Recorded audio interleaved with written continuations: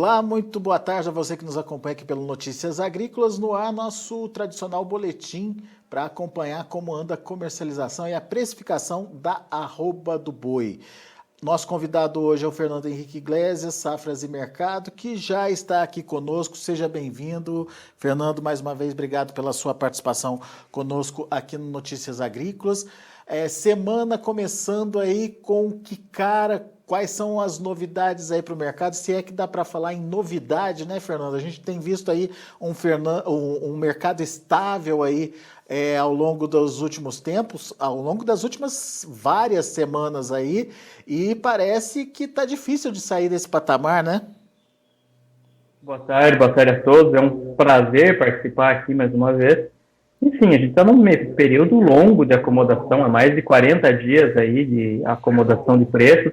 O mercado paulista não sai de negociações da 315 a 320 e realmente, para ir além desse patamar de preço, precisa de alguma coisa relacionada à demanda que ofereça um novo patamar de preço, que justifique para o frigorífico para ele pagar mais por essa arroba do boi gordo, o que não parece ser o caso nesse momento.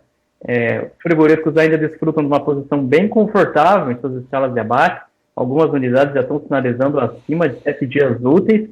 Então, o mercado está muito calmo, não tem movimentos de pressão também, é sempre bom a gente colocar isso. O frigorífico não está tentando comprar abaixo da referência média, está realmente lateralizado o nosso mercado. Aderiu bem esses preços de 315 a 320 em São Paulo, e isso tem feito... É isso que a gente tem acompanhado nas últimas semanas. E essa situação, Fernando, é generalizada? A gente observa isso acontecendo em todos os estados ou todas as regiões aí produtoras?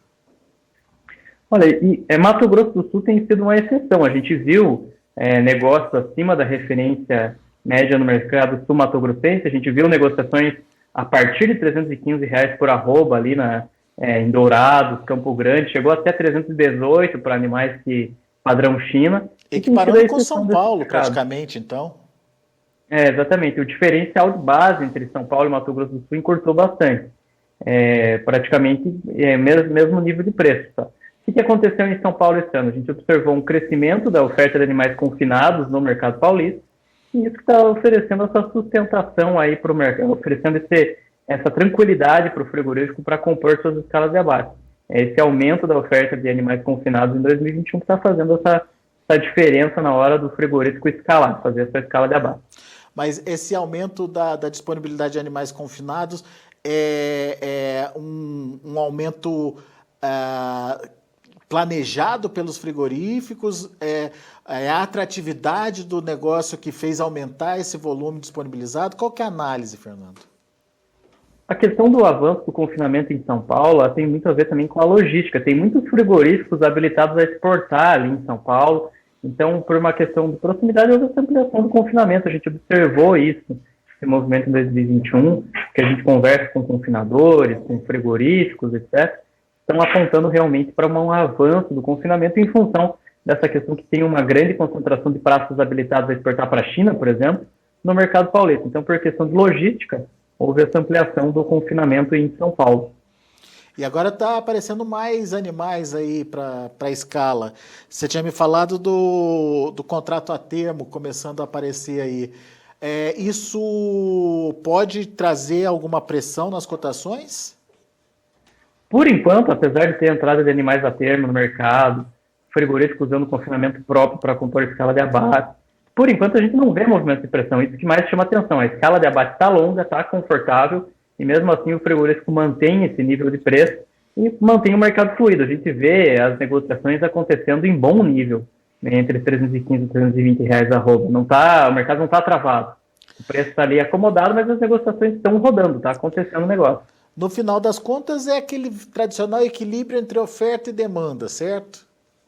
Exatamente isso. A gente vê o mercado equilibrado nesse momento. E não só em São Paulo, a gente vê Goiás carregando uma estabilidade relativamente longa, a gente vê situação similar em Minas Gerais. Então a gente vê em outros estados também esse tipo de acomodação, esse tipo de ponto de equilíbrio, vamos dizer assim, né? O mercado está ali apresentando boa fluidez dos negócios. Então, tem sido interessante esse movimento aí nos últimos 45 dias. Agora, a gente está chegando para um um período em que tradicionalmente tem aquela arrefecida, principalmente na demanda interna, que é a segunda quinzena do mês. Acabou aquele período de recebimento dos salários e a segunda quinzena é mais apertada para o consumidor. Isso pode trazer alguma leitura nova ou também não, Fernando? A gente, o atacado, ele até apresentou alguma alta na primeira quinzena de agosto, em função do Dia dos Pais. A gente pode dizer que o resultado foi positivo, foi satisfatório nesse Dia dos Pais. O casado chegou aí a alcançar 18,50, 18,60, agora já voltou a 18,40 o quilo, considerando São Paulo como referência. O que acontece? Os preços da carne bovina, eles estão tão caros nesse momento, estão tão acentuados, que a gente não vê movimentos agressivos, seja para alta ou para baixo. O consumidor, ele simplesmente não consegue absorver mais o reajuste da carne bovina. Está realmente muito proibitiva. Aquele movimento de migração para a carne de frango continua muito forte, tanto que a carne de frango não para de subir no mercado brasileiro. A carne de frango, é sempre bom a gente colocar aqui, é a única proteína que ela subiu de janeiro a agosto. Ela não teve nenhum momento de queda dos preços. A carne de frango, ela só fez subir desde que começou o ano de 2021. Isso é um sintoma, realmente, que o consumidor brasileiro está optando pela carne de frango em detrimento das outras proteínas, que estão realmente...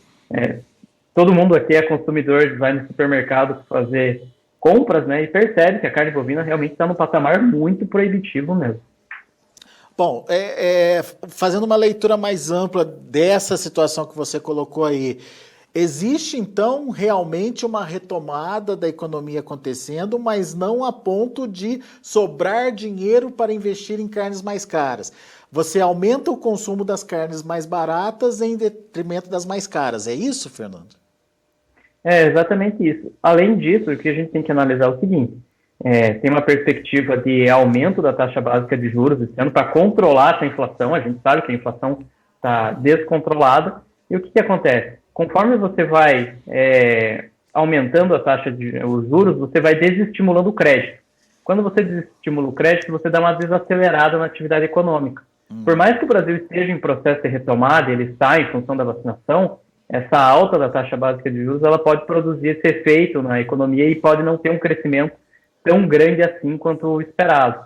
Mas, de qualquer maneira, é exatamente essa leitura. O consumidor médio ele vai continuar optando daqui até o final do ano por proteínas mais acessíveis, pela carne de frango, pelo ovo, porque são proteínas ali que causam menos impacto na renda média. Até chegar num ponto, né? Você mesmo falou, desde o início do ano que a carne de frango vai subindo e não para de subir aí, até agora, mês a mês, vem registrando patamares maiores, até chegar num nível que acaba ficando aí compatível com a compra de uma carne mais barata, um dianteiro, por exemplo, né?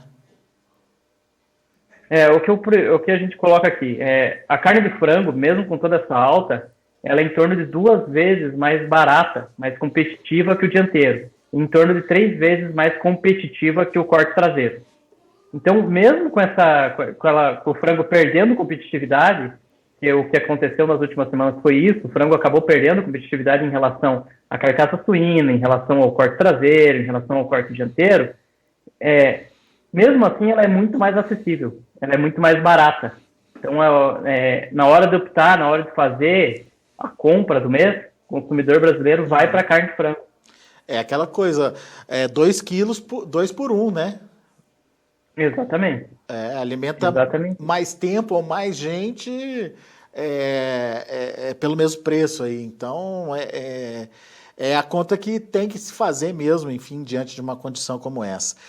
Bom, exatamente. De qualquer forma, Fernando, o que a gente pode esperar daqui para frente? O que a gente tem que observar e quais são os fatores que podem mudar ou alterar essa estagnação que a gente tem? Não dá para chamar de estagnação, né? Porque o mercado está fluindo, né? Não é que está parado, ele está fluindo, mas dentro de um intervalo que já vem se sustentando há algum tempo, não é isso? É exatamente isso. Tanto que a gente olha para os contratos futuros do boi gordo ali na B3, todos eles estão em acumulação de tendência. O que isso quer dizer? Que eles não têm uma tendência definida ainda. Eles não estão nem para cima nem para baixo por enquanto. Estão andando de lado. É exatamente como está o nosso mercado físico do boi gordo hoje. Ele está de lado, as negociações têm acontecido com uma boa aderência, a gente vê realmente boa fluidez de negócio nesse nível de preço. O que pode mudar? A oferta vai continuar restrita daqui até o final de 2021, isso não muda, tá? Não vai ter avanços consistentes do volume de animais ofertados, a gente vai continuar trabalhando com uma oferta muito ajustada. O que pode mudar é justamente a demanda. Como a demanda doméstica não parece ser esse elemento que vai mudar a cara do mercado... Até agora não emplacou, né? Exatamente. Então a gente tem que olhar para a exportação. Os últimos dados de exportação que a gente viu em relação a julho, um ótimo desempenho, melhor resultado do ano. Primeira semana de agosto também um ótimo desempenho das exportações de proteína animal em geral. Isso é um sintoma que realmente o Brasil continua exportando muita carne e vai continuar exportando muita carne daqui até o final do ano. Só temos que ficar atentos realmente em relação ao processo de recomposição do plantel de suínos na China, que isso está acontecendo, né, notório esse movimento de recomposição. Mas, de qualquer maneira, a China vai seguir atuante, vai comprar muita proteína animal brasileira em 2021. Ligar mais o nosso sinal de alerta aí para 2022, no caso, mas para 2021 a gente ainda tem uma expectativa positiva em torno dessa exportação. Caso a exportação cresça muito acima do esperado, aí sim, o boi gordo teria espaço aí para altas mais robustas no decorrer do semestre. Caso contrário, vai ficar aí nos 320, talvez 330, 335 durante o último trimestre do ano, mas não vai ter espaço para aquela explosão de preços que a gente viu em anos anteriores. Muito bem. Vamos acompanhar então a evolução desse mercado. O fato é que, de alguma forma, os frigoríficos também se prepararam para esse momento, estão se virando aí com a oferta que tem, ajustaram demanda, estão garantindo a oferta, como o próprio Fernando colocou, com confinamento próprio, com contrato a termo, e aproveitando até o maior volume de animais confinados de uma maneira geral, e isso tem feito aí o mercado ficar muito equilibrado entre oferta e demanda, o que justifica há mais de 40 dias a gente está aí com preço acomodado para arroba do boi. Boa, Fernando, muito obrigado pela sua participação mais uma vez conosco aqui e volte sempre. Eu que agradeço, até a próxima, pessoal. Ótima semana a todos. Valeu, Fernando. Abraço.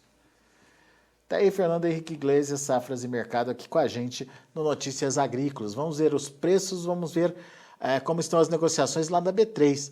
O Fernando falou da B3 trabalhando de lado, às vezes subindo, às vezes descendo. Hoje é dia de queda. Olha o agosto, R$ 318,60, caindo 0,13%. Setembro estável nos R$ 319,50. Outubro, R$ 323,10, caindo 0,09%, e o novembro, R$ 328, queda de 0,14%. O indicador CPEA, ainda naquele intervalo de trabalho que já vem ocorrendo já há algum tempo, entre 315 e 320, fechando na última sexta-feira a 317,35, com uma alta de 0,97%. São os números de hoje, a gente vai ficando por aqui. Eu agradeço muito a sua atenção, a sua audiência. Continue com a gente. Se inscreva em nossas mídias sociais. No Facebook, Notícias Agrícolas. No Instagram, @Notícias Agrícolas. E em nosso Twitter, @Norteagri. E para não perder nenhum vídeo, não se esqueça de nos acompanhar no YouTube e na Twitch, Notícias Agrícolas Oficial.